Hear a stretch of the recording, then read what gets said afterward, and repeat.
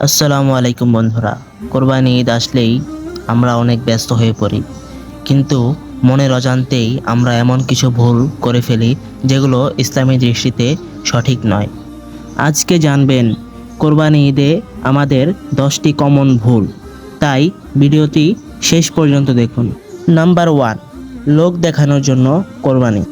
অনেকে আল্লাহর সন্তুষ্টির বদলে মানুষকে দেখানোর জন্য দামি গরু কিনে, অথচ কোরবানির মূল উদ্দেশ্য হচ্ছে তাকওয়া। নাম্বার 2, নামাজ ছেড়ে ব্যস্ত হয়ে যাওয়া।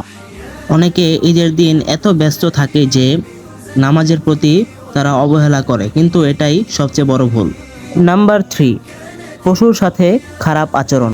কোরবানির পশুকে মারধর করা, ভয় দেখানো বা কষ্ট দেওয়া ইসলামে সম্পূর্ণ নিষেধ। নাম্বার 4, কোরবানির নিয়তে ভুল হওয়া। অনেকেই শুধু সামাজিক মর্যাদা বা মাংস খাওয়ার জন্য কোরবানি করে থাকে, কিন্তু নিয়ত শুধু আল্লাহর জন্য। কোরবানির পশুকে অন্য পশুর সামনে জবাই করা, এতে নিষ্ঠুরতা প্রকাশ পায়। ইসলামে এ ব্যাপারে সতর্ক করেছে। নাম্বার 6, গরিবদের হক ভুলে যাওয়া।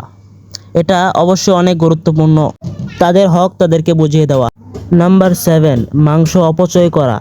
ইসলামে এটি অনেক অপছন্দনীয়। নাম্বার 8, কোরবানির বর্জ্য রাস্তায় ফেলে রাখা।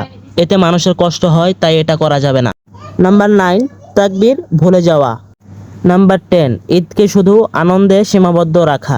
কোরবানি একটা শুধু ঈদ নয় কিংবা আনন্দ নয়, এটা একটা ত্যাগ।